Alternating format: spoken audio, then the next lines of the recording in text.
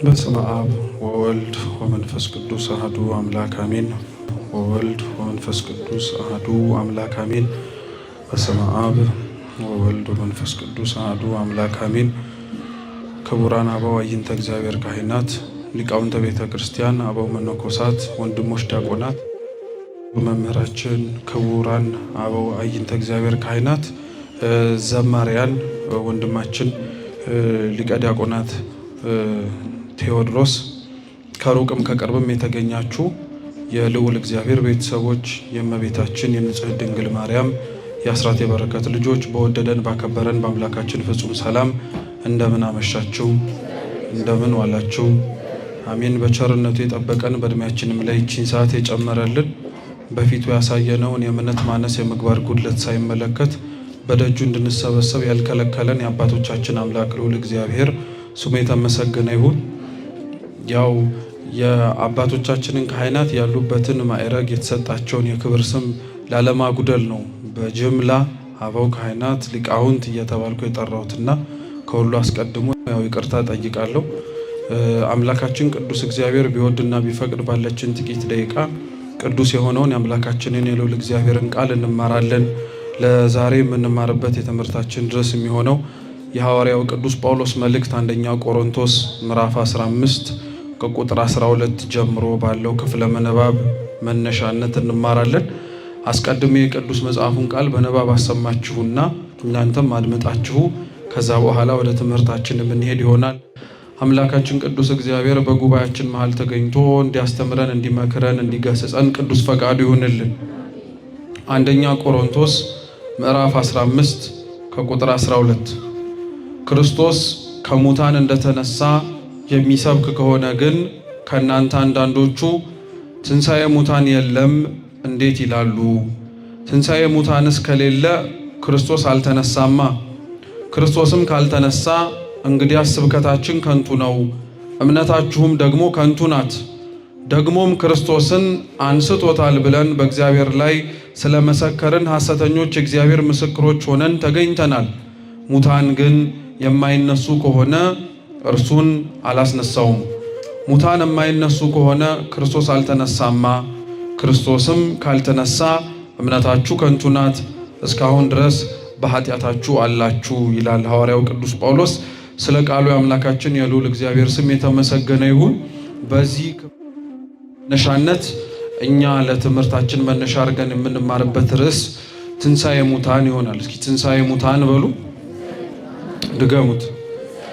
አሁንም ድገሙት።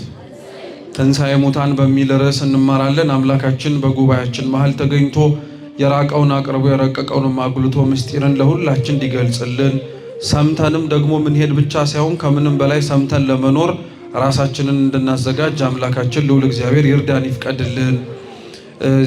ያለንበት የአብይ ጾም ሳምንት እንደምታውቁት ሰሙነ ደብረ ዘይት ነው። ይህ ሳምንት የአብይ ጾም እኩሌታ ነው። ጾሙን አጋምሰን እዚህ ሳምንት ከደረስን በኋላ ወደ ጌታችን ወደ ኢየሱስ ክርስቶስ ትንሣኤ የሚቀሩን ሳምንታት ከሰሙነ ሕማማት ጋር አብረን ብንቆጥራቸው ገብርኄር፣ ኒቆዲሞስና ሆሳዕና ናቸው።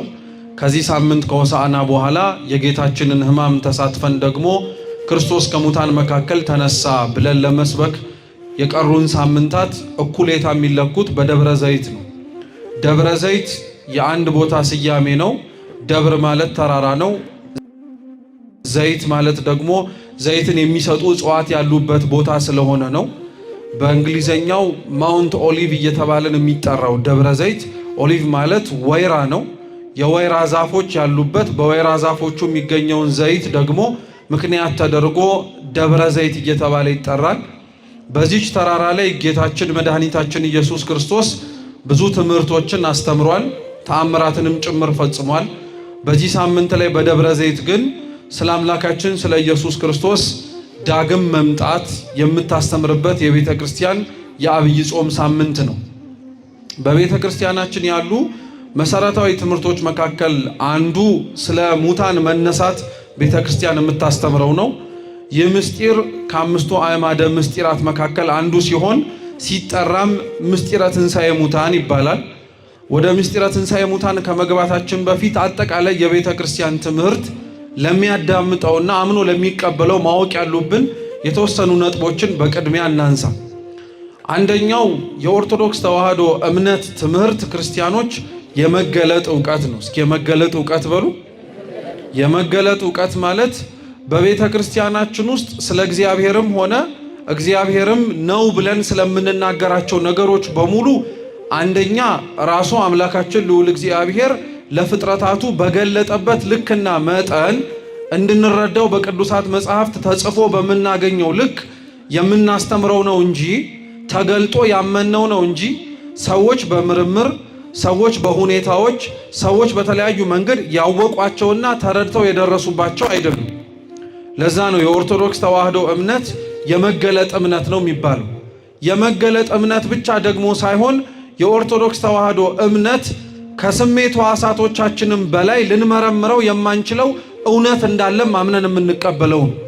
ስለ እግዚአብሔርም የምናስተምረው ይሁን ቤተ ክርስቲያን ስላላት ማንኛውም ዕውቀት ክርስቲያኖች ማወቅ ያለብን ነገር ስለዛ ነገር የምንማረው ነገር ምናልባት ስለዛ ጉዳይ ለተገነዘብነው ያወቅነው ተገልጦ የሰማነውና የተማርነው ካልሆነ በቀር በመልአት ያንን ነገር ከዛ ምንም ነገር የጎደለ ነገር የለም ማለት ነው ብለን የምናስተላልፈው አይደለም። ፍጥረታት ስለ እግዚአብሔር ያላቸው ዕውቀት ራሱ ባለቤቱ እንዲያውቁት የፈቀደላቸውን ያክልና እንደገለጠላቸው ነው እንጂ በመልአት የሚያውቁትና የሚረዱት ነገር አይደለም። አንደኛ በአመክንዮ እንኳን ወይም ሎጂካሊን በለው በእንግሊዘኛው ብታስቡት ስለ እግዚአብሔር በመልአት ሙሉ ነገሩን አውቀን ጨርሰናል ማለት ስለ እግዚአብሔር የመረመረው ጭንቅላታችሁ ራሱ እግዚአብሔር የደረሰበት ደረጃ ላይ ደርሷል እንደማለት ነው። ይህ ደግሞ ክህደት ነው። ሰው አይምሮ ሊራቀቅ ይችላል። ሰው አይምሮ ሊያስብ ይችላል። ሰው አይምሮ በደንብ አድርጎ ነገሮችን ሊፈትሽ ይችላል።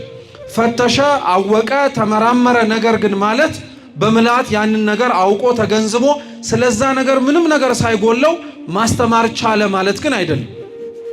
ለዛ ነው ስለ እግዚአብሔር ቤተ ክርስቲያን የምታስተምረው ነገር በሙሉ ከምናያቸው ነገሮቻችን በላይ እንደሆነ አምነን የምንቀበላቸው ናቸው። እንኳን ይቅርና ስለ እግዚአብሔር በነገራችን ላይ ፍጥረታት ዘንድ የምንመለከታቸው ነገሮች በሙሉ የምናያቸውን የዓይናችንን የማየት ልክ ሚዛን ውስጥ ያሉ ናቸው እንጂ ሁሉንም ነገር ይሄ እንኳን ስጋዊ ዓይናችን ሊመረምርና ሊያይ አይችልም። ለምሳሌ እዚህ ከአውደ ምሕረቱ ፊት ለፊት ሆናችሁ የምትማሩ ሁላችሁ በዚሁ በምታዩት በስጋዊ ዓይናችሁ የሚታያችሁ ምንድን ነው? በምሳሌ እኔ ልበላችሁ፣ የምታያችሁ እኔ ነኝ አይደል? ነው አይደለም? መልሱ እንጂ ከኔ ጀርባ ምን ይታያችኋል? ቤተ ክርስቲያን ነው? በር ነው የሚታያችሁ? በርና ሌሎች ሰዎች ይታያችኋል አይደል? እሺ፣ ከዛ ከምታዩት በር በስተጀርባስ ምን አለ? አራይ አይዟችሁ፣ ይሄ ቅድስና አይጠይቅም፣ ዕውቀት ብቻ ነው። ከዚህ ከምታዩት በር ጀርባ ምን አለ? ቤተ መቅደስ። ቤተ መቅደሱ እየታያችሁ ነው። ግን ምናልባት ቅድም ሲከፈት ወይ ከዚህ በፊት ነባር ስለሆናችሁ ለዚህ ቦታ ካልሆነም ክርስቲያን ከሆናችሁ አዲስ ስላልሆናችሁ መቼም ይሄ በር ሲከፈት ምን እንዳለ ስለምታውቁ ቤተ መቅደስ እንዳለ ስለምታውቁ ነው። አይዟችሁ፣ ቀላል እኮ ነው። ከዚህ ከምታዩት በር ከምታዩቸው ሰዎች ከዚህ ቤተ ክርስቲያን በስተጀርባስ ምን ይታያችኋል? ምንም አይታያችሁም። አይዟችሁ፣ ምክንያቱም ዓይናችሁ ሊያይ የሚችለው እስከምን ድረስ ብቻ ስለሆነ እስከዚህ በር ድረስ ነው። እናንተ ያያችሁት እስከዚህ በር ድረስ ነው ማለት ግን በስተጀርባ ምንም ነገር የለም ማለት ነው አይደለም። ስለ እግዚአብሔርም ተመሳሳይ ነው። እናንተ የተረዳችሁትና ያወቃችሁት ነገር ይሄ ነው ማለት መጨረሻውም እስከዚህ ድረስ ነው ማለት አይደለም። የምናውቀው የምንረዳው የሆነ ያክል ልክ ስለሆነ ማለት ነው። ከዛ ልክ በላይ ግን እንዳለ አምነን እንቀበላለን። የሰው የማየቱ ነገር በተወሰነ ነገር የተገደበ ስለሆነ ማለት ነው። ይሄን አንድ ሰው ማወቅ አለበት። ስለዚህ ከስሜት ሕዋሳቶቻችን በላይ እንደሆነ ልንመረምረው ልንረዳው ከምንችለው ከአይምሮአችንም ስርዓት በጣም የረቀቀ ነገር ነው። በእኛ አይምሮ ውሃ ሲፈስ የምናውቀው የሰውነትን እድፍ ሲያጸዳ ነው። በእኛ አይምሮ የሰውነትን እድፍ የሚያነጻ ውሃ ግን የእግዚአብሔር ቅዱስ የሆነው መንፈስ ሲያድርበትና ቃሉ ሲጠራበት ህሙማነ ስጋንም ህሙማነ ነፍስንም ይፈውሳል፣ ያድናል ማለት እንዴት በዚህች ስጋዊ በሆነች አይምሮአችን ልናስረዳው እንችላለን? ይህን አምነን የምንቀበለው ነገር ነው። በአይነ ስጋችን የቱ ጋ ነው የእግዚአብሔር መንፈስ ውሃ ውስጥ ያደረው ብለን አንፈልግም። እንዳደረ ግን አይናችን ስላላየም ቢሆንም እናምነዋለን፣ አምነንም እንቀበለዋለን። እየሰማችሁኝ ነው? ይሄ ክርስቲያኖች ስለ እምነታችን ቢያንስ በጥቂቱ ማወቅ የሚጠበቅብን ነገር ነው።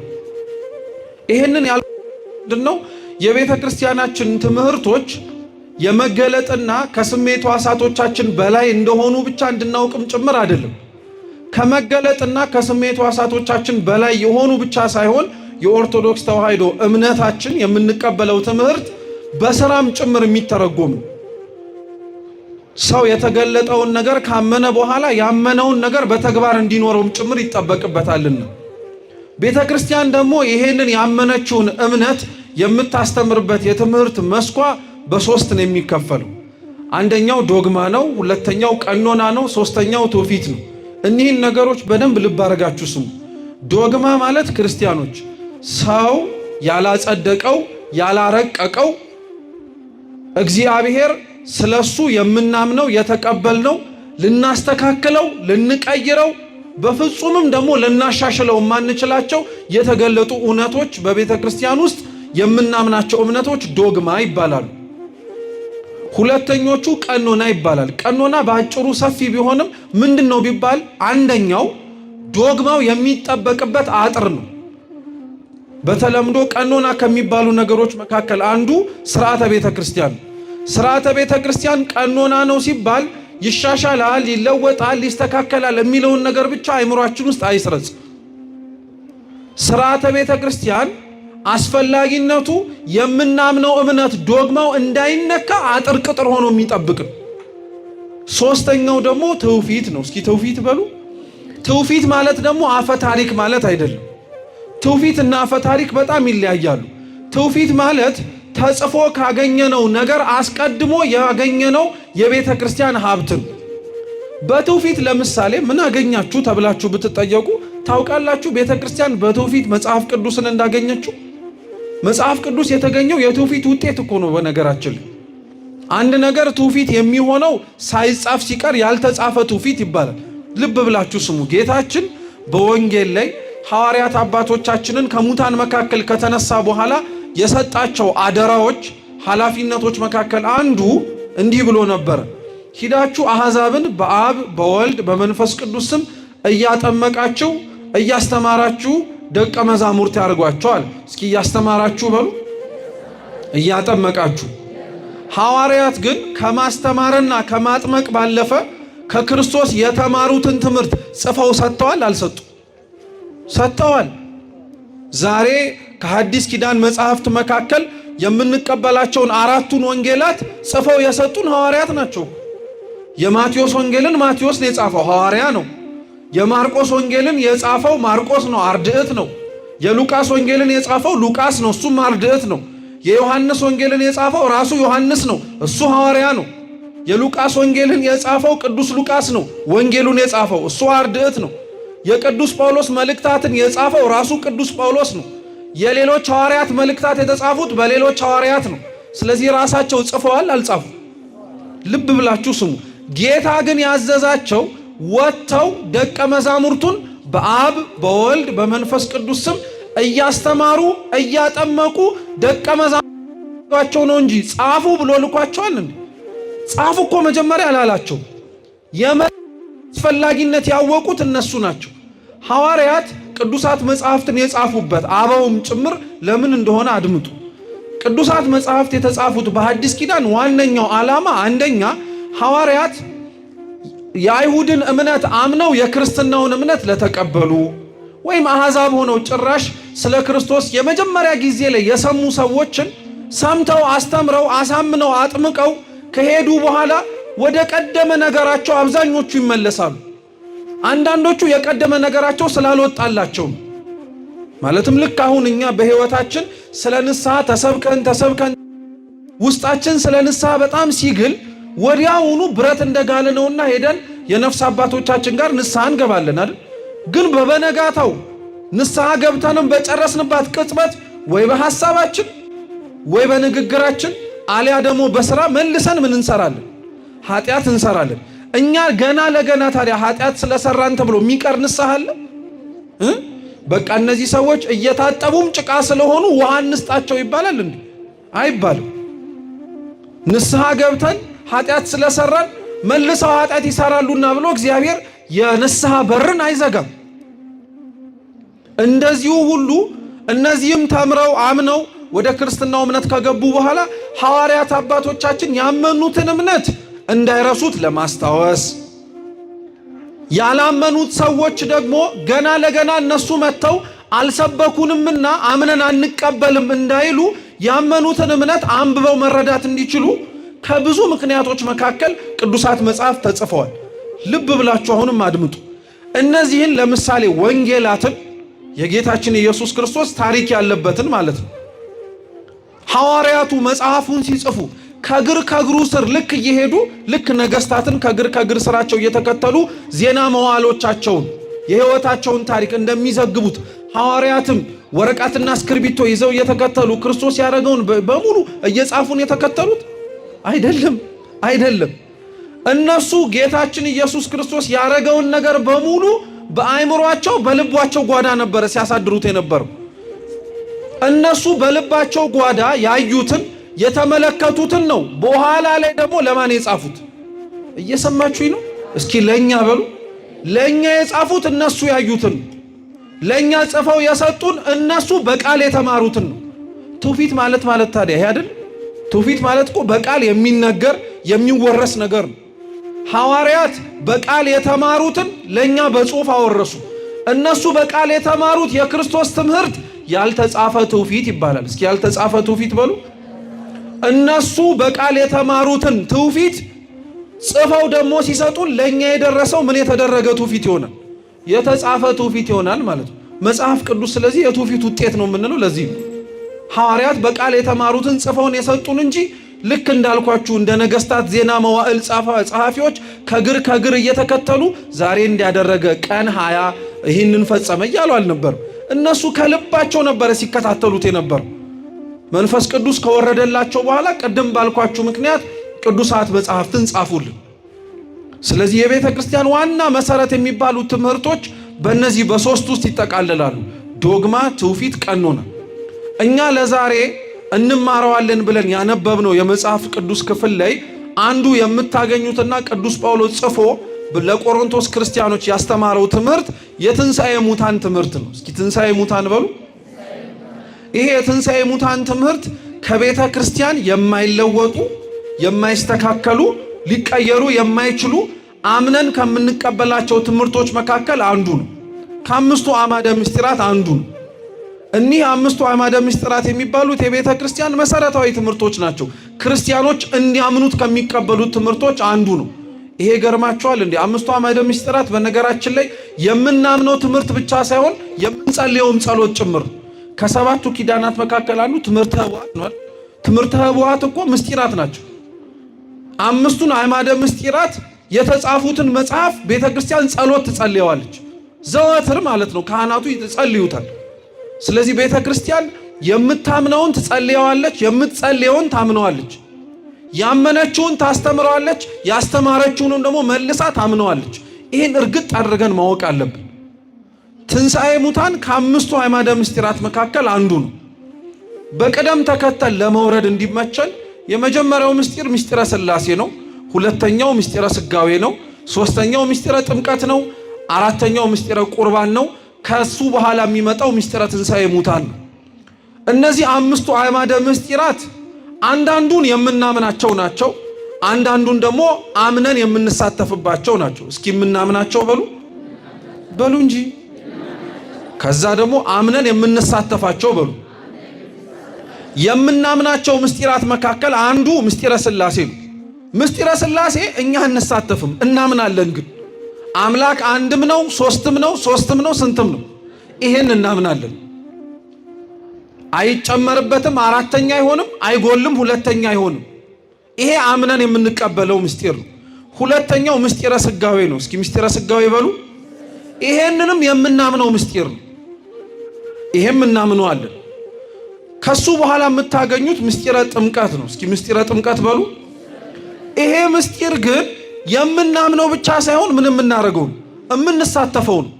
አንድ ሰው ስለ ምስጢር አመነ ማለት ተሳተፈ ማለት አይደለም።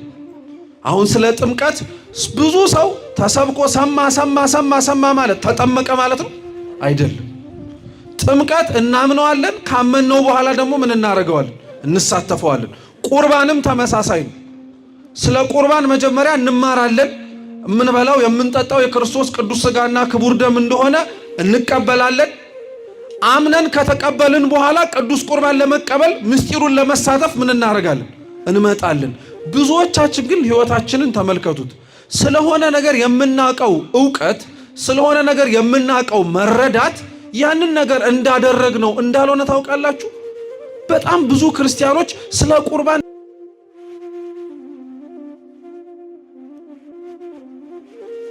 ለዘመናት ስለተማሩ የቆረቡ ይመስላቸዋል። በጣም ብዙ ዘመናት ስለ ጥምቀት ስለተማሩ የተጠመቁም ጭምር ይመስላቸዋል። በጣም እኮ ነው የሚገርመው። ስለሆነ ነገር ያለን ዕውቀት፣ ስለሆነ ነገር ያለን መረዳት ያንን ነገር እንዳደረግነው ተደርጎ የሚቆጠርበትም የማይቆጠርበትም ጊዜ አለ። እባካችሁ ክርስቲያኖች በጣም እየተቸገርን ያለነው እሱን ነው። አብዛኛው ሰው ስለ ንስሐ ተሰብኮ በትምህርቱ የሚያገኘው ጸጸት ንስሐ ይመስለዋል። ዛሬ እውነት ይሄ አይሆንም። ሰው ስለ ንስሐ ከተማረ ምስጢሩን ተሳተፈ የሚባለው ንስሐ አባቱ ጋር ሄዶ ኃጢአቱ ምን ሲያደርግ ነው? ሲናዘዝ ነው። ስለዚህ ቁርባን አምነን የምንሳተፈው ነው። ጥምቀት አምነን የምንሳተፈው ነው። ሶስተኛው አምነን የምንሳተፈው ምስጢር ትንሣኤ ሙታን ነው። እስኪ ትንሣኤ ሙታን በሉ። ትንሣኤ ሙታን በጣም የሚገርማችሁ በጣም ድንቅ ምስጢር ነው። ለምን መሰላችሁ? ጥምቀት ካላመናችሁ አትጠመቁም አይደለም? ጥሩ። ቅዱስ ቁርባን ካላመናችሁ ምን አታረጉ? ቁርባን ግን አመንክም፣ ትንሣኤ ሙታን ግን አመንክም አላመንክም አይቀርልህም። አሁን ተሰብስበን እዚህ ጋር በድምፅ ብልጫ ማለት ነው ክርስቶስ አይመጣም ብለን ስለተናገርን ልክ ናቸው አልመጣም የሚል ይመስላችኋል? አመንክም አላመንክም ተቀበልከውም አልተቀበልከውም ትንሣኤ ሙታን አይቀርልህም። አያችሁ፣ ትንሣኤ ሙታን ልዩ የሚያደርገው እሱ ነው። እኔ ስላላመንኩት አልሳተፍበትም ማለት አትችሉም። ከክርስቶስ የፍርድ ዙፋን ፊት የሚቆሙት አምነውት እንደ በጎች በቀኙ ያሉት ብቻ ሳይሆኑ ሳያምኑትም ጭምር የተላለፉትም በግራ ያሉት ፍየል ኃጣንም ጭምር ናቸው። ትንሣኤ ሙታን የሚለየው እሱ ነው። ስለ ሙታን መነሳት ቤተ ክርስቲያን በነገራችን ላይ እንደ ቀላል የምታየው አንድ ክስተት አይደለም። ሲነበብ ከሰማችሁ ቅዱስ ጳውሎስ በመጀመሪያይቱ የአንደኛ ቆሮንቶስ መልእክቱ ምዕራፍ 15 ላይ ሲናገር ስለኛ መነሳት ከማውራቱ በፊት መጀመሪያ የተነሳው እና ሲያወራም የምናገኘው ስለ ክርስቶስ መነሳት ነው። ስለማን መነሳት? አዎ ክርስቲያናዊ የሆነው መንገድ ክርስቶስን የምንከተልበት ስለሆነ እሱ አድርጎት እኛ ጋር የሚቀር ምንም ነገር የለም። እንደተጠመቀ እንጠመቃለን። ቅዱስ ቁርባኑን እኛ እንድንቀበል አርአያ አድርጎ ቆርቦ እንዳቆረበን እኛም እንቆርባለን። ትንሣኤ ሙታንም እሱ እንደሞተ እኛም ምን እናደርጋለን? እንሞታለን። እርሱ ደግሞ ከሙታን መካከል በሶስተኛው ቀን በራሱ ስልጣን እንደተነሳው እኛም ደግሞ እግዚአብሔር ባወቀበት ቀን በሱ ስልጣን ከሙታን መካከል ምን እናደርጋለን? እንነሳለን። ይሄ የምናምነው እምነት ነው። ስለዚህ አንድ ሰው እኔ ከሙታን መካከል እነሳለሁ ከማለቱ አስቀድሞ ማወቅ ያለበት ስለ ክርስቶስ ትንሣኤ ነው። የክርስቶስ ትንሣኤ ክርስቲያኖች አብይ ጾምን ልክ ጾምን ከጨረስን በኋላ በትንሣኤ ቀን እና ለ55 ቀናት የምንሰብከው ስብከት አይደለም። ስለ ክርስቶስ ትንሣኤ ቤተ ክርስቲያን የማትሰብክበት ጊዜ የለም። የክርስቶስ ትንሣኤ ለሁሉ ነገር መሰረት ነው። በነገራችን ላይ ይሄንን ሁሉ መከራ ክርስቲያኖች የሚቀበሉት ይሄንን ሁሉ ኢፍትሃዊ በሆነች ዓለም ላይ እየኖሩ ፍትህን ተጓሎባቸው እንኳን ዝም ብለው ጩኸታቸውን ወደ እግዚአብሔር እያሰሙ የሚቀመጡት ማን ከሙታን መካከል የተነሳው እንደሚመጣ ስለሚያምኑ ነው። ክርስቶስን። ትንሣኤ ሙታን ተስፋችን ነው። በነገራችን ላይ እዚህ ሲጓደል የነበረው እዚህ ለምነን ያጣነው እዚህ ስለሰራነው ስራ እውነተኛነት በውሸት ተተርጉሞ ዋጋ የከፈልንበትን ነገር በሙሉ እውነተኛው ዳኛ ጌታችን ኢየሱስ ክርስቶስ ሲመጣ እውነተኛውን ፍርድ የሚሰጥባት ያቺ ቀን ናት። ያቺን ቀን እንደ ቀላል የምናስባት ቀን አይደለች። ለክርስቲያኖች ስለ ትንሣኤ ሙታንና ስለ ክርስቶስ ትንሣኤ በየቀኑ ነው የሚሰበክላቸው። ዛሬ እንኳን በተሰበሰብንባት በዚህ ችለት ላይ ከሰዓታት በፊት በተቀደሰው ቅዳሴ ላይ እንኳን ካህናት አባቶቻችን በፍሬ ቅዳሴው ላይ ንዜኑ ሞተከ ሞትህን እንናገራለን ካሉ በኋላ ቅድስት ትንሣኤህንም እንመሰክራለን ብለው ይናገራሉ። እየሰማችሁ ነው? ስለ ክርስቶስ ሞት ተናግረን ወዲያውኑ ስለምኑ ነው የምንናገረው? ስለ ትንሣኤው። በየቀኑ በቅዳሴያችን ስለ ትንሣኤ እንናገራለን ማለት ነው። በየቀኑ ስለ ንስሐ ቤተክርስቲያን የማትሰብከው ትምህርት የለም አይደል? ሁሌም ቤተክርስቲያን የምትታወቅበት ትልቁ ትምህርቷ ምን መሰላችሁ? መንግስተ ሰማያት ቀርባለችና ይሄ እኮ የትንሣኤ ትምህርት ነው። በነገራችን ከትንሣኤ አይነቶች መካከል አንዱ ትንሣኤ ልቡና ነው። የሉቃስ ወንጌል ምዕራፍ 15 ላይ ያለው የጠፋው ልጅ ታሪክ ትዝ ይላችኋል? የጠፋው ልጅ ታሪክ አባቱን ሀብት ንብረቱን ሳይሞት አካፍለኝ አለው። አባት አካፈለው። ሄደና ጋለሞቶችና ኃጢአተኞች ካሉበት ቦታ ላይ ለገንዘቡ የተጠጉት ብዙ ሰዎች ነበሩ። ሲኖራችሁማ የሚጠጋ መቼ ይጠፋል? ስታጡ ነው ሰውም የሚታጠው። ሁሉም ሰው ጠፋ። የሚበላው አጣ፣ የሚጠጣውም ጭምር አጣ። ኋላ ላይ የአሳማ ጠባቂ ሆኖ ተቀጠራል። የሚበላውና የሚጠጣው እሱ አጥቶ አሳማዎቹ ግን የሚበሉትና የሚጠጡትን አይቶ ወደ ልቡናው ተመለሰና ሄጄ በአባቴ ቤት ተመልሼ ይቅርታ ጠይቃለሁ፣ ልጅህ ልባል ሳይሆን ባሪያ ልባል እገባለሁ ብዬ መለሳለሁ አለ። ይሄ ሰውዬ እኮ ትንሣኤ ልቡና ነው የኖረው። ልቡናው ሙቶ ነበረ። በኃጢአት አባቱን አሳዝኖት ወጥቶ ነበረ። ተመልሼ እመጣለሁ ብሎ የተሰማው ጸጸት ሆኖ አልቀረም። ወደ አባቱ ተመልሶ መጥቷል። አልመጣም? ልጁ ልክ ሲመለስ አባትየው ምን እንዳለ ትዝ ይላችኋል? ልጄ ሞቶ ነበረ አሁን ግን ተነስቷል ብሎ የተናገረው። ሞቶ ነበር። ከሞተማ እንዴት ተነስቶ ይመጣል? ሞቶ ነበረ ያለው ልቡናው በኃጢአት ደቆ ልቡናው ከኃጢአት ታውሮ ነበር አለ። አሁን ግን ወደ ልቡናው ተመልሶ መጥቷልና ይሄን ትንሣኤ ብሎ ነው የጠቀሰው አባቱ። ክርስቲያኖች ስለዚህ ትንሣኤ የማይሰበክበት ቀን ታዲያ አለ? መንግስተ ሰማያት ቀርባለችና ንስሐ ግቡ ማለት እኮ ልቡናችሁ ይነሳ፣ ከተቀመጣችሁበት የኃጢአት ወንበር ላይ ቁሙ ለማለት እኮ ነው። ሌላ ምንም ነገር የለው። በቅዳሴውም ስለ ክርስቶስ ትንሣኤ ትናገራለች። በንስሐ ትምህርቶቿም ላይ ስለ ክርስቶስ ትንሣኤና ስለኛ ትንሣኤ ትናገራለች። አረ ይሄ አይግረማችሁ። ቤተ ክርስቲያን ስለ ክርስቶስ ትንሣኤና ስለኛ መነሳት በምትለብሳቸው አልባሳት እንኳን ታስተምራለች። ዲያቆናት ወደ ቅዳሴው ሲገቡ አይታችሁ ከሆነ የሚለብሱት ልብሰተ ክህኖ አለ አይደል? እስኪ ልብሰተ ክህኖ በሉ። አዎ ልብሰተ ክህኖ። እሺ ልብሰተ ክህኖ እስኪ በሉ። አዎ የካህናት ልብስ ማለት ነው። አገልግሎት የሚሰጡበት ልብስ ነው ለቅዳሴ። ያንን ልብስ አድርገው አይታችሁ ከሆነ ዲያቆናቱ በአምስት አቅጣጫ፣ ሁለት በቀኝ ሁለት ከፊት አንድ ደግሞ ከጀርባ የሚወርድ ዘርፍ አለ አይደለ? እነዚህ ዘርፎች አንደኛ አይታችሁት ከሆነ ልብሱ ነገስታት በሹመት ጊዜ ላይ ድሮ ይለብሱት የነበረ ልብስ ይመስላል አይደል? ተዋጊዎች የክርስቶስ ጦረኛ ስለሆኑ ነው አገልጋዮች። ሁለተኛው ግን እነዚህ የለበሱት አልባሳት ውስጥ የሚወርዱት ዘርፎች ምስጢር አላቸው። ከፊት ለፊት ከዲያቆኑ ማለት ነው ወደፊት የሚወርዱት ሁለት ዘርፎች የምስጢረ ሥላሴና የምስጢረ ሥጋዌ ምሳሌ ናቸው። እነዚህ ምስጢራት ከፊት ለፊት የወጡት ምንድነው? አንደኛ በአምላክ ሰው መሆን ስለ ምስጢረ ሥላሴ በይበልጥ ስለተረዳ ነው። ታስታውሰው እንደሆነ አሁን ከነበርንበት ሰሞን አስቀድሞ የነበርንበት ወቅት የቤተ ክርስቲያን ዘመነ አስተርእዮ ነበር አይደል የሚባለው? ዘመነ አስተርእዮ መገለጥ ዘመን እኮ ነው። የተገለጠው ምንድነው? አምላክ ሰው ሆኖ ብቻ የተገለጠው መገለጥ ብቻ ሳይሆን በአምላክ መጠመቁ ስለ ቅድስት ሥላሴ አውቀናል አላወቅም? አውቀናል እኮ።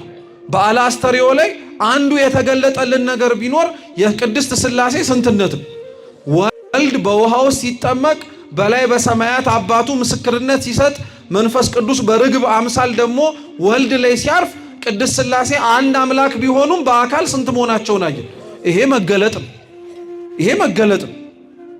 በዚህ ሰሞን በዚህ ወቅት ይሄንን አየን። ስለዚህ በአምላክ ሰው መሆን ስለ ምስጢረ ሥላሴም ይበልጥ እንድናውቅ ረድቶናልና እነዚህን ሁለቱን ከፊት ለፊት እናደርጋለን።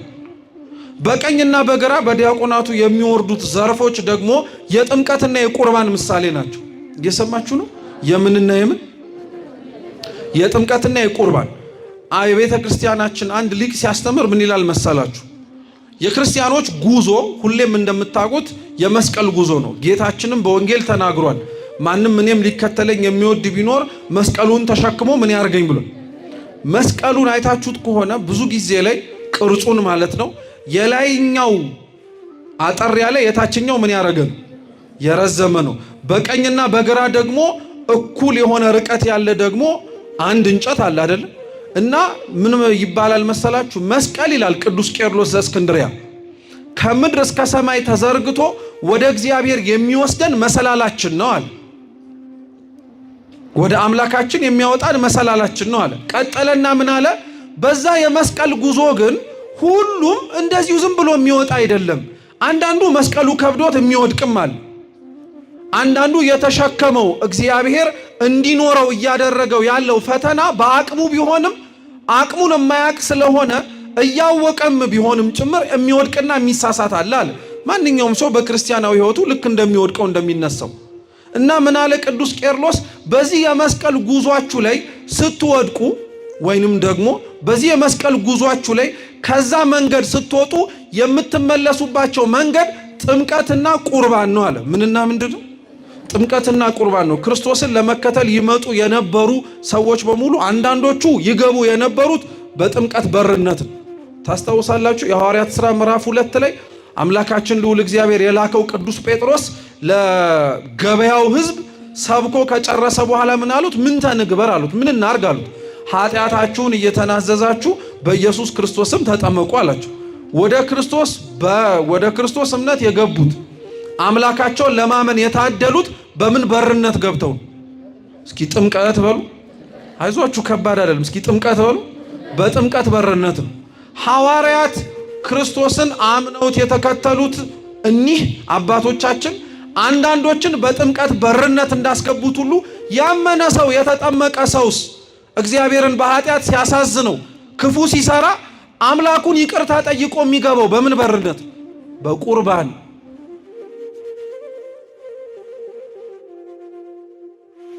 አዙ የጨረሰውን ኑዛዜ ከክርስቶስ ፊት ቆሞ ደግሞ ምን ሲያረግ ነው? ቅዱስ ቁርባን ሲቀበል ነው።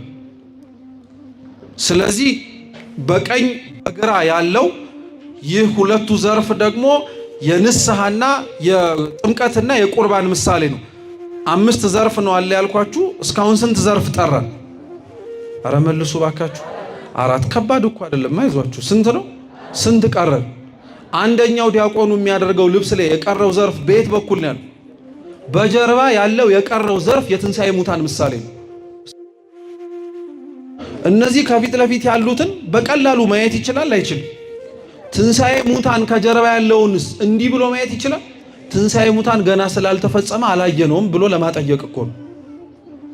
ስለዚህ ስለ ትንሣኤ ሙታንና ስለ ክርስቶስን የማትሰብክበት ጊዜ የለም። ይሄንን ወቅት ግን በተለየ መልኩ ስለ ጌታችን መምጣት ትናገርበታለች። አምላካችን ኢየሱስ ክርስቶስ እንደምታውቁት ወደዚች ምድር ከመውረዱ አስቀድሞ እንደሚወርድ እንደተናገረው ሁሉ ከሙታን መካከል እንደሚነሳም ሳይነሳ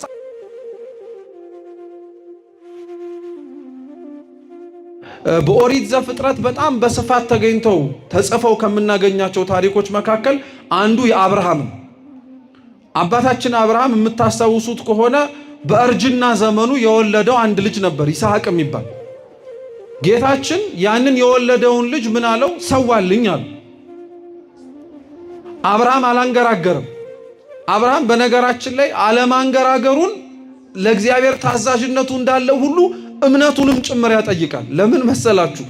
አምላካችን ገና ይስሐቅን ሳይወልደው ከነበረበት ከካራን አስወጥቶ ከነዓን ግባ ሲለው እንዲህ ብሎት ነበረ፣ ዘርህን በሉ እንደ ሰማይ ከዋክብት እንደ ምድር አሸዋ አበዛልሃለሁ። ምን ማለት ነው ታዲያ? ዘሩን የሚያበዛው እግዚአብሔር ዘሩን የሚያበዛለትን ልጅ እረድልኝ የሚለው በምን ሊያበዛለት?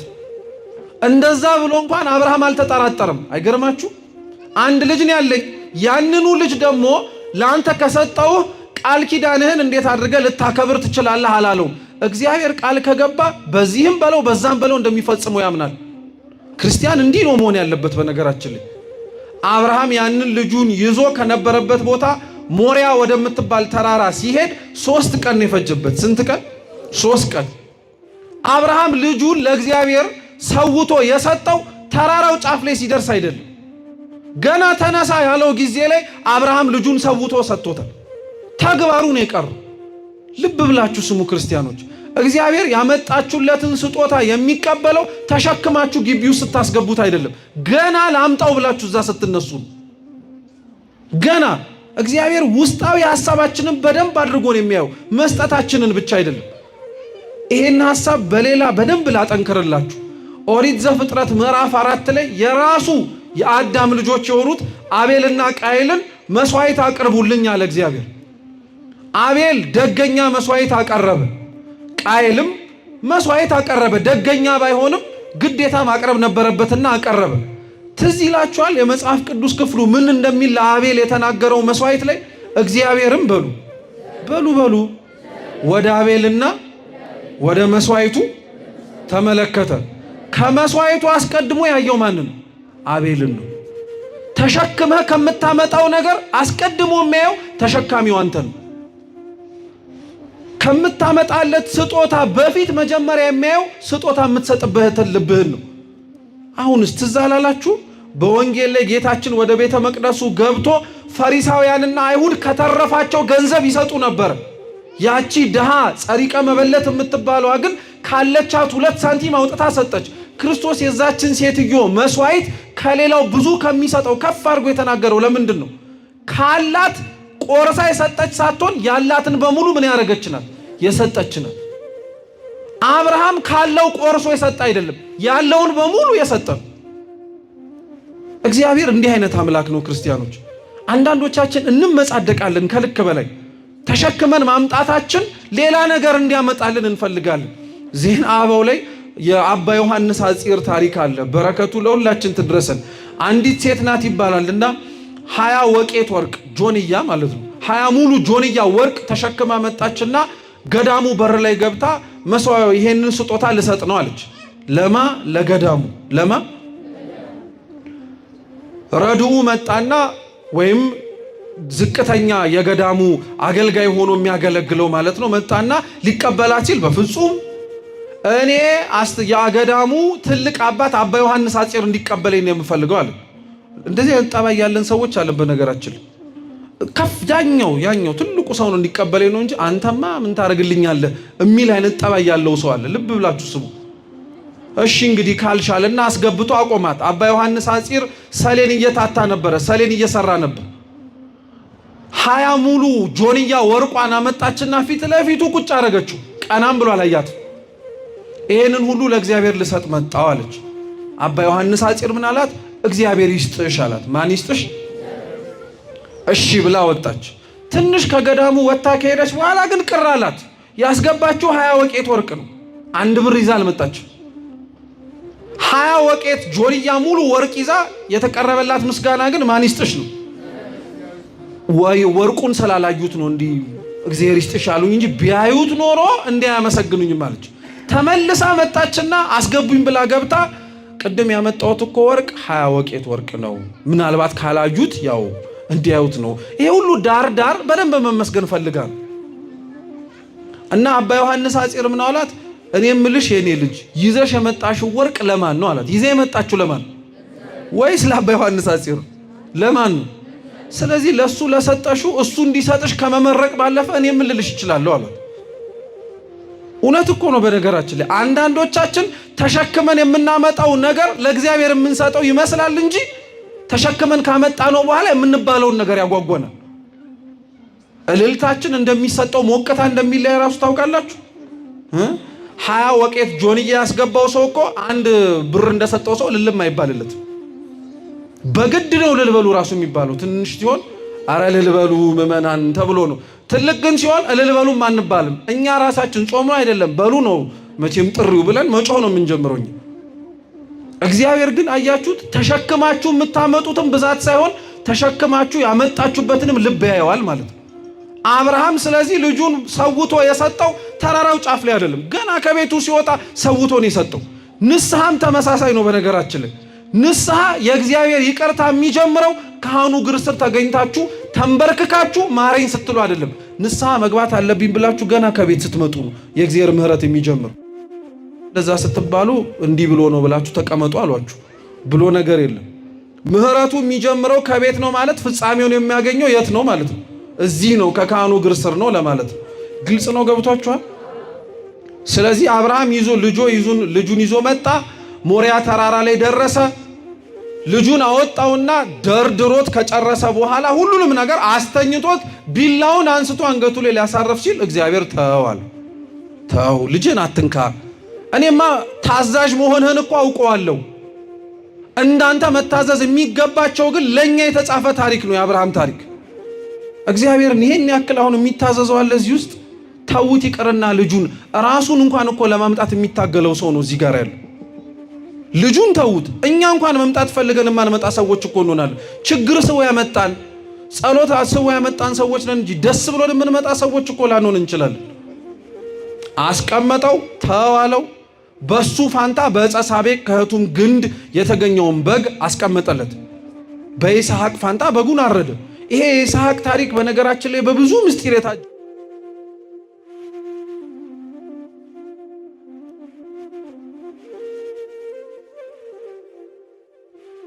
ይሄ መዝሙር እኮ ምስጢሩ ይሄ ነው። ይስሐቅ በተባልን በአዳማውያን ፋንታ በግ የተባለ ክርስቶስ በእኛ ቦታ ተገብቶ ዋጋ ከፈለ ማለት እኮ ነው። ስለ አንድ ሰው ታሪክ ብቻ አይደለም። ይሄንን ጭብጥ ግን ያነሳውላችሁ ለምን መሰላችሁ? አብርሃም ያንን ሁሉ ነገር ባደረገበት ጊዜ ላይ ምን ተማምኖ ነው ልትሉ ትችላላችሁ። ቅዱስ ጳውሎስ እንዲህ መልስ ይሰጣል። ስሙ፣ የዕብራውያን መልእክቱ ምዕራፍ 11 ላይ እንዲህ ብሎ ይናገራል። አብርሃም በተፈተነበት ጊዜ ይስሐቅን በእምነት አቀረበ። የተስፋን ቃል የተቀበለው በይስሐቅ ዘር ይጠራልሃል የተባለለት እርሱም አንድ ልጁን አቀረበ። እግዚአብሔር በሉ ሁላችሁ ከሙታን እንኳ ሊያስነሳው እንደሚችል አስቧልና። ከዚያም በኋላ ምሳሌውን አገኘው። አብርሃም ልጁን ተማምኖ የሰጠው እግዚአብሔር የገባውን ቃል አይረሳም፣ ብገለው እንኳን ምን ያደርገዋል ብሎ አምኖ። ስለዚህ የትንሣኤ የሙታን ምሳሌ እኮ ነው።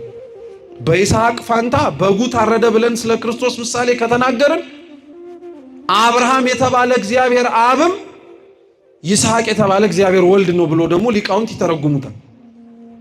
ይስሐቅን አብርሃም የሰጠው ቢሞት እንኳን ልጄን ምን ያደርግልኛል ብሎ።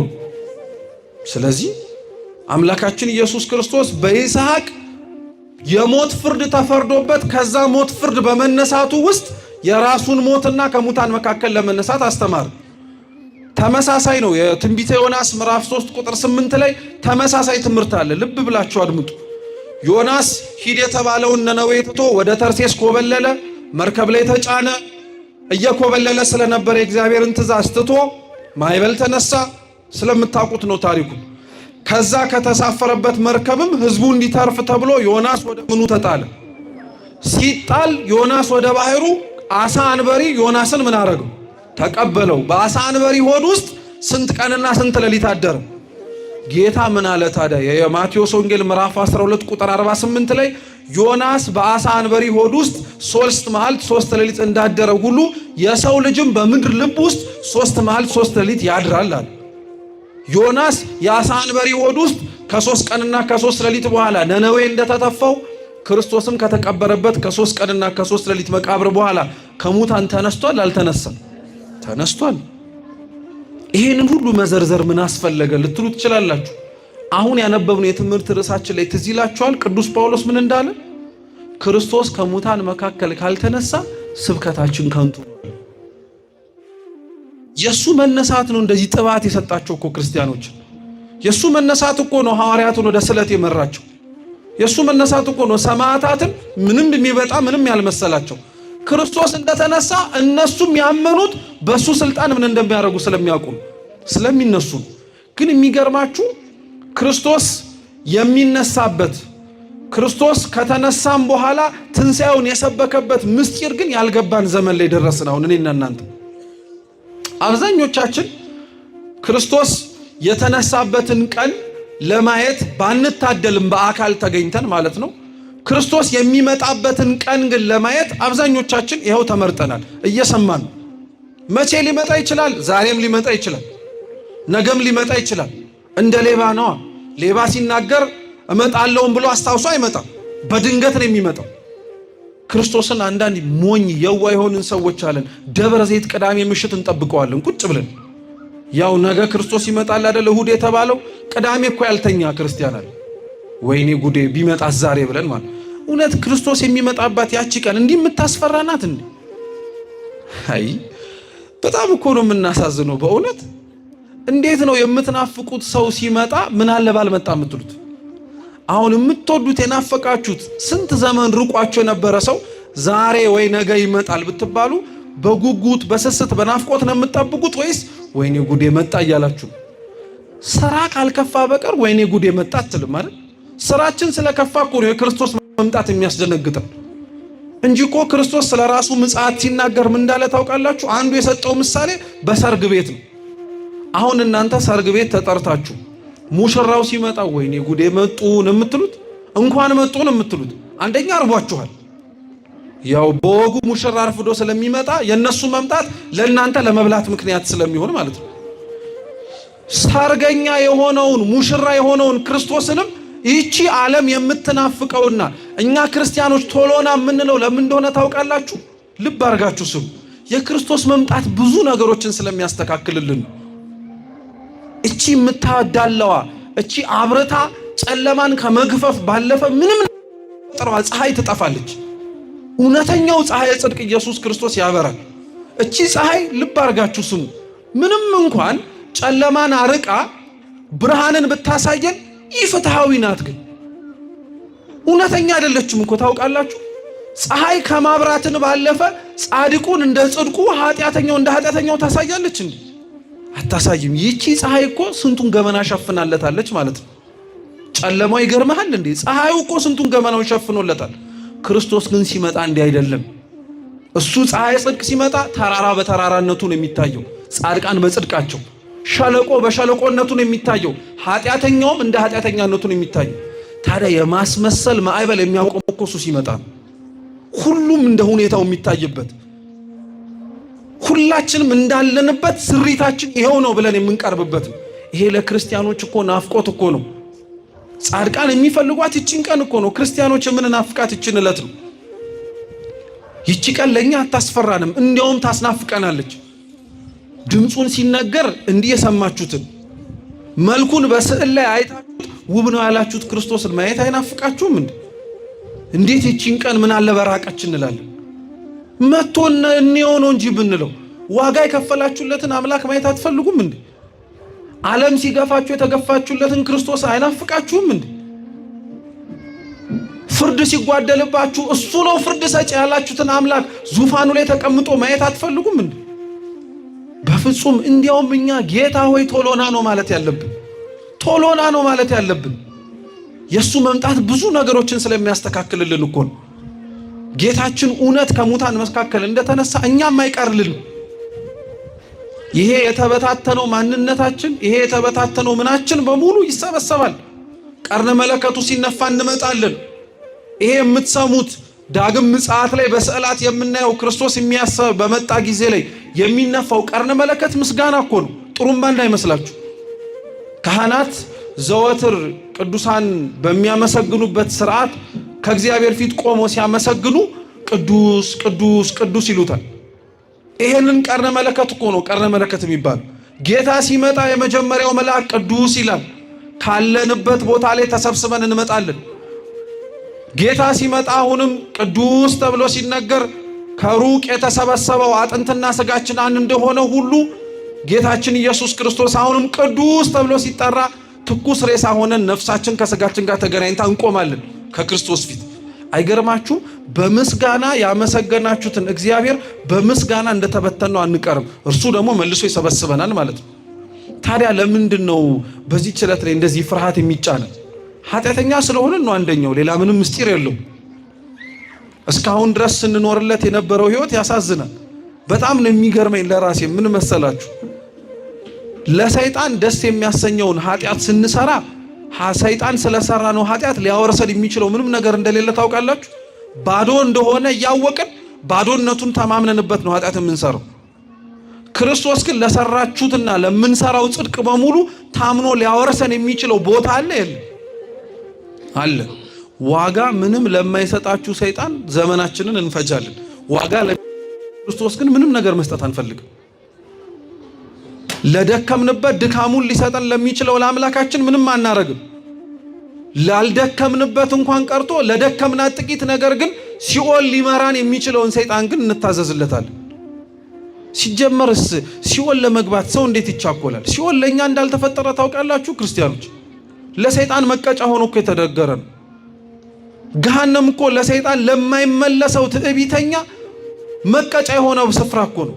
እንዴት ነው ሰው የተዘጋጀለት መንግስተ ሰማያት እያለ ወዳልተዘጋጀለት ሲኦል የሚሮጥ? ሲኦልን አያችኋት? እንዲህ እኮ ቦታ ናት። እንዴት ታዲያ ሰው ይህንን ነገር እያየና ይህንን ነገር እየተመለከተ ይቆያል? ደብረ ዘይት የምንናፍቃት ቀን ናት። ደብረ ዘይት የክርስቶስ ዳግም መምጣት እርሱን ቅዱስ ጳውሎስ ሮሜ መልእክቱ ምዕራፍ 6 ላይ እንደተናገረው እርሱን በሚመስል ሞት የተባበረን ሁላችን እርሱን በሚመስል ትንሣኤ ለመነሳት የምንናፍቅባት ቀን ናት። ከአምላካችን ጋር ለዘላለም እያመሰገንን የምንቆይባት ዕለት ናት። እቺን ቀን እንቸኩላታለን። ይሄ የደብረ ዘይት ቀን ደግሞ በመጨረሻም የፍርድ ቀን ነው። እስኪ የፍርድ ቀን በሉ። እሱን ብቻ አይተን ለመመልከት እንሞክር። የማቴዎስ ወንጌል ምዕራፍ 24 የደብረ ዘይት ሰሞን የሚነበብ ምንባብ ነው። በዛችም ቀን የሚሰበከው ምስባክ እግዚአብሔርሰ ገሃደ የመጽእ ወአምላክነ ኢያረምም እሳት ይነድድም ቅድሜሁ። እውነት ነው፣ እግዚአብሔር በግልጥ ይመጣል፣ መሸፋፈን የለም። ድሮ እንደመጣው የሚመጣ እንዳይመስላችሁ እያለ ነው ልበ አምላክ ዳዊት። ድሮ ሲመጣ ዝቅ ብሎ ነው፣ መጣያ አቶ በበረት ወገን ዘመድ አቶ በእናቱ እቅፍ የሚንከባከበው አቶ በስደት ይሄ ሁሉ መከራ ደርሶበታል። አሁን ግን ትላንትና ሸፍኖት ስለኛ ብሎ የተዋረደውን ስለኛ ተብሎ ዝቅ ያለውን ክርስቶስን አሁን ግን ሲመጣ በግልጽ ነው የሚመጣው። ክብሩን ያሳያቸዋል አለ። ትላንት ባዶውን አይደል የመጣው፣ ዛሬ ከመላእክት ከዘመዶቹ ጋር ነው የሚመጣው። ትላንትና የሚለብሰው ጨርቅ ነው አይደለ አቶ በእናቱ እቅፍ አልብሽኝ ብሎ ሲናገር ሲጮህ የነበረው በሕፃናት ስርዓት፣ አሁን ግን የብርሃን ልብስ ተጎናጽፎ ነው የሚመጣው። ትላንትና በረት ነው ያለ የተጣለው፣ አሁን መንግስት ይዞ ነው የሚመጣው። አሁን አዲስ የምንኖርባትን ቦታ ነው ይዞ የሚመጣው። አዎ በግልጽ ነው የሚመጣው። ዝም ደግሞ አይልም። ትላንትና ሲገፉት፣ ሲያሰቃዩት፣ ምራቅ ሲተፉበት በሸላቾቹ ፊት እንደማይናገር በግ ዝም ነበር ያለው። አሁን ዝም አይልም። አዎ ክርስቲያኖች ዛሬ ዝም ብለን ሊሆን ይችላል፣ ነገ ከአምላካችን ፊት ግን ዝም አንልም። እሱ ይናገርልናል። እኛ ዝም ብንል ዛሬ ነገ እሱ ዝም የሚል እንዳይመስላችሁ ይናገራል። እሱ ፍርድን ይሰጣል። ከፊት ለፊቱም እሳት ይነዳል አለ። ሁለተኛ ጢሞቴዎስ ምዕራፍ 2 ቁጥር 20 ላይ ቅዱስ ጳውሎስ የእሳትን ጥቅም በሸክላና በወርቅ ያሳየዋል። ከገባ እሳቱ በቆየበት ወይም ወርቁ እሳት ውስጥ በሰነበተበት ልክ ወርቁ ምን እያደረገ ነው የሚመጣው?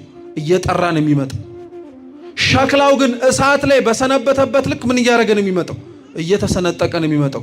ክርስቶስ እሳት ሆኖ ይመጣል ማለት እሳት ዝም ብሎ ይነዳል ማለት አይደለም። እውነተኛ እሳት ነውና እንደ ወርቅ ነጽተው የጠበቁትን ይበልጥ ንጽህናቸውን ያሳያቸዋል። እንደ ሸክላ ተሰባሪ ሆነን የሰነበትን ካለን ግን እሳት ሆነን ከፊት ለፊቱ ስንቆም እንሰነጠቃለን ነው። ከመሰንጠቅ እግዚአብሔር ይሰውረን። ያቺ የፍርድ ቀን ናት ማለት ነው። እግዚአብሔር በዚህ በ24ኛው የቅዱስ ማቴዎስ ወንጌል ላይ ስለ ዳግም መምጣቱ ከተናገረ በኋላ ቀጠለ። ደግሞ ምዕራፍ 25 ላይ በተለያየ ምሳሌ ያስረዳ። አንዱ ካስረዳበት ምሳሌዎች መካከል በጎቹን በቀኙ ፍየሎቹን በግራው ያቆማል አለ። ሊፈርድ ማለት ነው። ፍርድ እንዴት በነገራችን ላይ ለሰው ከባድ ነገር እንደሆነ መቼም አይጠፋችሁም። ያው እኛ ቀላል አድርገን ነው በየዕለቱ እንፈርዳለን እንጂ ፍርድ በጣም ከባድ ነገር ነው። ጌታችንም በግልጽ በወንጌል ላይ ሲያስተምር አትፍረዱ ያለው ለዛ ነው። ከምናየው የማናየው ከምንረዳው የማንረዳው በጣም ስለሚበዛ ነው። ጌታችን ግን የዛች ቀን የሚሰጠው ፍርድ እውነተኛ ፍርድ ነው። ሰው ፍርድ ያጎላል እንደምታውቁት፣ ምንም ላያቅ ይችላል። ምሳሌ ልስጣችሁ። አንድ ሰው ነው ይባላልና አህያውን ሩዝ አስጭኗት፣ እየሰማችሁኝ ነው? አህያዋን ሩዝ አስጭኗት ወደ መንገድ እየሄደ እያለ ፀሐይ በጣም ሲበረታበት ከአንድ ዛፍ ጋር ተጠልሎ እረፍት ያደርጋል። አህያይቱንም አንድ እንጨት ጋር በደንብ በብዙም ባይሆንም ቋጠር አድርጎ አተኛና አህያይቱን በደንብ ስላልቋጠራት ፈታ፣ ገመዱን ጠፋች። ሲነሳ አህያይቱ የለችም፣ ጮኸች። አህያ ብቻ አይደለም ደግሞ የጠፋበት እኮ ጀርባዋ ላይ ደግሞ ሩዝ ጭናለች። ስለዚህ መጨረሻ ላይ ሲጮህ እዛ አካባቢ ላይ ያለ አንድ ብላቴና አንድ ልጅ ሲያልፋዩ ምን ሆነ ነው የምትጮኸው አለ። አህያዬ ጠፍታብኝ ነው አለ። አህያዬ ጠፍታብኝ ነው? አዎ አህያ ጠፍታብኝ። እቺ ቀይዳማ የሆነች ሩዝ የተሸከመችና አንከስ የምትል ናት አለ። አዎ እሷን አህያ ነው አለ። አላየዋትም አለ። አይኔ አላየዋትም አለ። እንዳ ማለት አላየዋትም እንዲህ በግልጽ ግልጽ አድርገህ ስለ አህያይቱማ ካያ አይተሃል አለው። ኧረ እኔ አላየዋትም። አይተሃታል። በዚህ ሰጣ ገባ ውስጥ ገቡና አንጠልጥሎት መንገድ የሚሄደውን ልጅ ዳኛ ፊት አቆሙ። ከሰሰው። ፍረድልኝ አለው ዳኛው ምንድን ነው ሲባል አህያይቱ ጠፍቶብኝ። እሺ አህያይቱ ጠፍታብሃለች? አዎ። አንተ አይተሃታል? እኔ አላየዋትም። ግን አለ አንድ አንከስ የምትል ሩዝ የጫነች እና ደግሞ ቀይዳማ አህያ ነበረች፣ ደግሞ እውርም ትመስለኛለች አለ። በጣም በግልጽ ስለተናገረ ዳኛው ራሱ ገረመው። ነው አይቻት አለው ብለህ እንደዚህ የምዘረዝረው ነገር እኮ ግልጽ ነው። ስለዚህ አንተማ ፍርድ ይገባሃል አለው። አይደለም መጀመሪያ እኔ ላስረዳል። እሺ አህያይቱ አህያ እንደጠፋች ያወቅኩት እኔ በመንገድ ላይ እየመጣው መሬቱን ስመለከተው የአህያ ኮቴ አይቼ ነው አለ። እየሰማችሁ ነው? የአህያ ኮቴ አይቼ ነው። እውር መሆኗን ያወቅኩት የአህያ ኮቴ እየተከተልኩኝ ሲሄድ በቀኝ በኩል ያለው ሳር የተጋጠ ነው፣ በግራ በኩል ያለው ሳር ግን አልተጋጠም። ስለዚህ በግራ አላየችም ማለት ነው፣ ያየችውን የጋጠችው ማለት ነው አልኩኛል። እየሰማችሁ ነው? ቀጠለና ሩዝ መሸከሟን ያወቅኩት ደግሞ ስትራመድ ከኮቴዋ ጋር አብሮ የተንጠባጠበ ሩዝ አለ። ስለዚህ ሩዝ ናት አለ እየተሸከመችው ማለት ነው አሉ። ይሄን ገጣጥሜ እቺ አህያ ናት አልኩኝ። እቺ እኔ ስለ አህያይቱ ምንም ያየሁት ነገር አለ። ዳኛው ደነቀው። ሰውየው በሰላም ተሰናበተ። ፍርድ ቀላል ነው ከባድ? በጣም ከባድ ነገር ነው። አሁን እንደዚህ የቀለለው ፍርድ አይደንቃችሁም ታዲያ?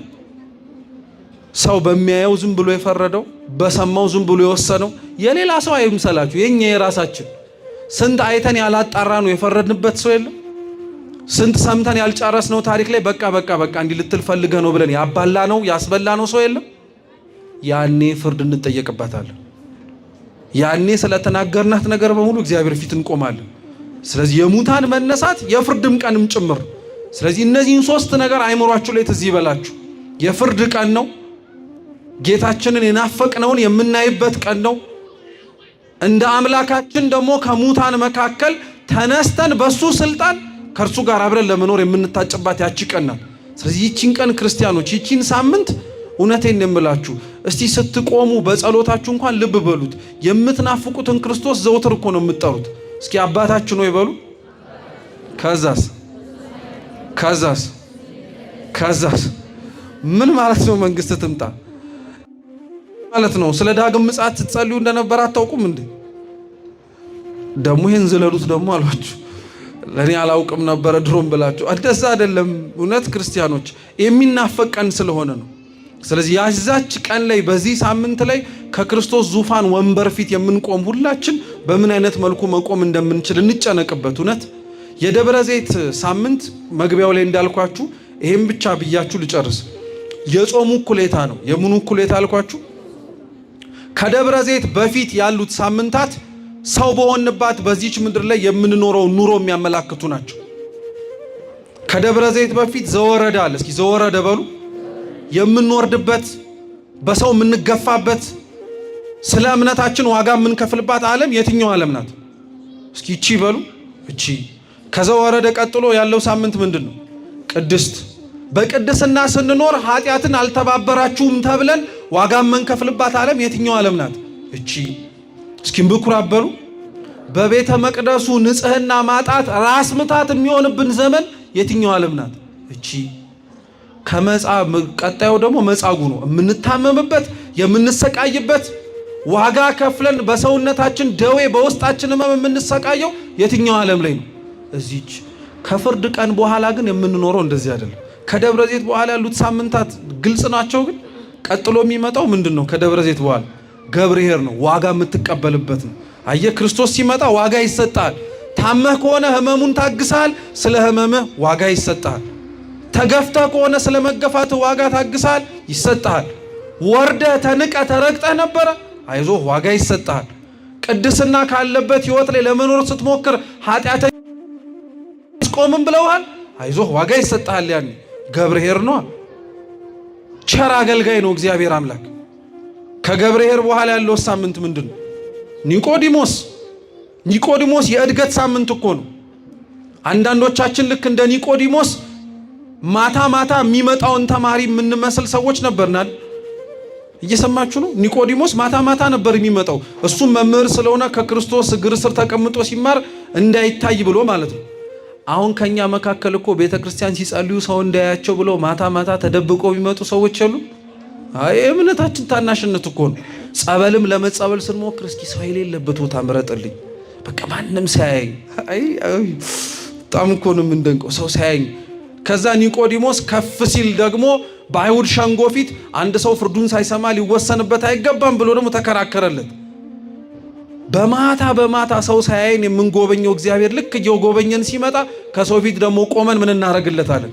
እንመሰክርለታለን። ፍጻሜው ኒቆዲሞስ መስቀል ጋር ከዮሴፍ አርማቲያስ ጋር የክርስቶስን ስጋ ተቀብሎ ምን ሲያደርግ ነው? ሲገንዝ ነው። ከደብረ ዘይት በኋላ አሁንም ባላቸው እድገት ክርስቶስን እየፈለጉ ያሉት ሰዎች ልክ ከደብረ ዘይት በኋላ እንደ ኒቆዲሞስ ክርስቶስን መስቀሉ ጋር ያገኙታል።